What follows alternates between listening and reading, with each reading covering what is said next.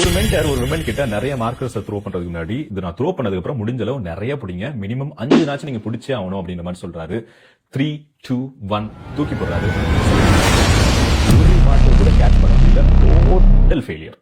அப்புறம் மென்டர் இன்ஸ்ட்ரக்ஷன்ஸை கொஞ்சம் சேஞ்ச் பண்றாரு. இப்ப ஜஸ்ட் ரெட் மார்க்கரை மட்டும் பாருங்க, மத்த எல்லாத்தையும் இக்னோர் பண்ணுங்க. ஜஸ்ட் ரெட் மார்க்கர் அப்படின்னு சொல்லி அழுத்தம் திருத்தமா சொல்றாரு. 3, 2, 1 தூக்கி போறாரு. இந்த தடவை ஸ்ட்ரைட்டா ரெட் மார்க்கரை அழகா கேட்ச் பண்ணிடுறாங்க. என்ன சேஞ்ச் ஆச்சுன்னு நினைக்கிறீங்க? ரிஃப்ளெக்ஸா, இல்ல லக்கா, இல்ல அவங்களோட எபிலிட்டியா கேட்ச் பிடிக்கிறதுல?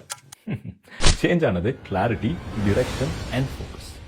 லைஃப்லயும் நமக்கு நிறைய மார்க்கர்ஸ் இருக்கும்.